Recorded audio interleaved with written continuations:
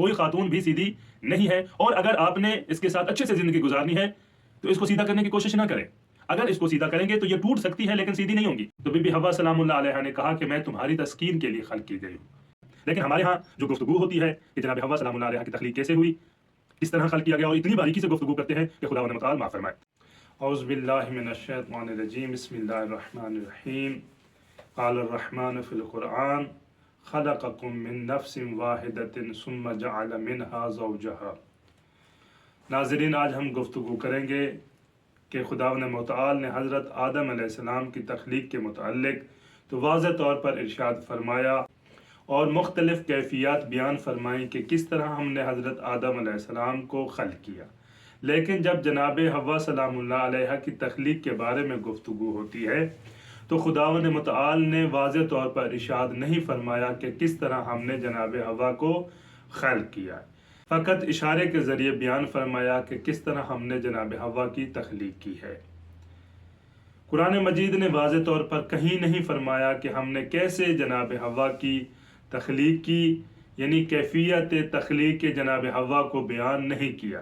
لیکن ہمارے ہاں جو گفتگو ہوتی ہے کہ جناب حوا سلام اللہ علیہ کی تخلیق کیسے ہوئی، کس طرح خلق کیا گیا، اور اتنی باریکی سے گفتگو کرتے ہیں کہ خداوند متعال معاف فرمائے۔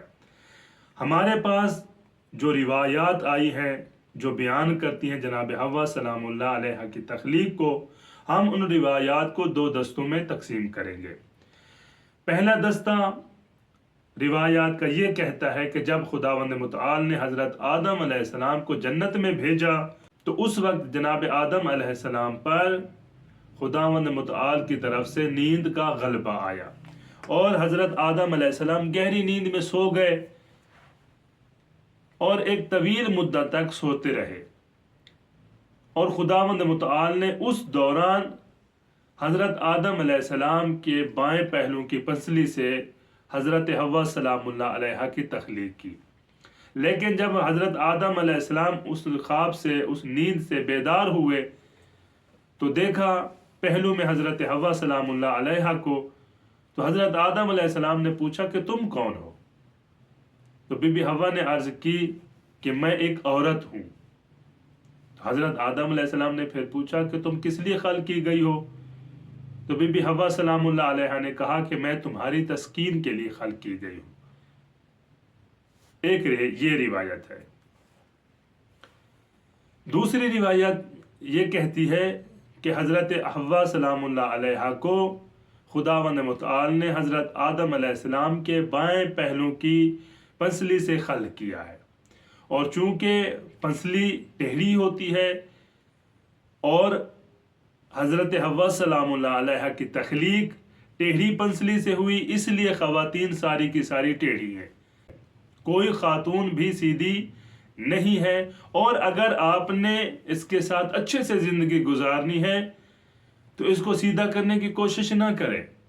اگر اس کو سیدھا کریں گے تو یہ ٹوٹ سکتی ہے لیکن سیدھی نہیں ہوں گی، ناممکن ہے کہ آپ اس کو سیدھا کر سکیں، یہ روایات کہتی ہے۔ اب ہم یہاں پر اس روایت پر تھوڑی سی گفتگو کریں گے۔ پہلی بات یہ ہے کہ یہ روایت اہل کتاب سے اسلام میں داخل ہوئی ہے، یعنی جو تحریف شدہ تورات ہے یا تحریف شدہ انجیل سے یہ روایت اسلام میں داخل ہوئی ہے، یہ روایت اسلام کی نہیں ہے۔ دوسری بات یہ ہے کہ اس روایت کے خلاف بہت ساری روایات ہیں جو اس بات کو رد کرتی ہیں کہ یہ روایت درست نہیں ہے۔ تیسری چیز کہ جب اللہ تعالیٰ نے حضرت آدم علیہ السلام کو حکم دیا یا آدم اسکن انت وزوجک الجنہ، جب اللہ تعالیٰ نے حضرت آدم علیہ السلام کو یہ حکم دیا کہ آپ اپنی زوجہ کو لے کر جنت میں چلے جائیں، تو اس آیت سے یہ بات واضح ہوتی ہے کہ حضرت حوا سلام اللہ علیہ جنت میں جانے سے پہلے خلق ہو چکی تھی، تبھی تو اللہ تعالیٰ نے ارشاد فرمایا اے آدم اپنی زوجہ کو لے کر جنت میں چلے جائے۔ چوتھی بات یہ ہے کہ خداوند متعال معاذ اللہ قاصر نہیں ہے کہ وہ जनाब हवा सलामुल्लाह अलैहा को हज़रत आदम के पहलू से खल्क़ करे। क्या खुदावंद मुतआल हज़रत हवा सलामुल्लाह अलैहा को मिस्ल हज़रत आदम अलैहिस्सलाम खल्क़ करने की ताकत नहीं रखता? बिल्कुल ऐसा नहीं है, बल्कि खुदावंद मुतआल हज़रत हवा को हज़रत आदम की तरह खल्क़ करने की ताकत और तवान रखता है। पांचवी बात यह है कि जो ये कहते हैं कि खातून को हज़रत आदम अलैहिस्सलाम की पंसली से खल्क़ किया गया, इस वजह से ये टेढ़ी है, तो ये बात भी दुरुस्त नहीं है। बल्कि तूले तारीख से देख ले, यानी तख्लीक हज़रत हवा से लेकर आज तक और क़यामत तक देख ले कि जितना भी मुश्किल हालात में खातून ने एडजस्ट करना सीखा है, शायद मर्द मुश्किल से एडजस्ट कर पाए। हर दौर में खातून ने हर दौर के साथ ढलना, हर किरदार के साथ ढलना सीखा है।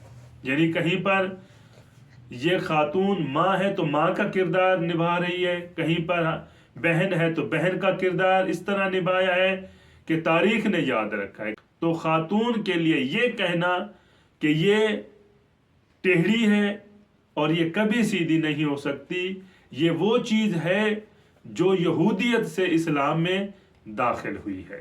वस्सलामु अलैकुम व रहमतुल्लाहि व बरकातुहू।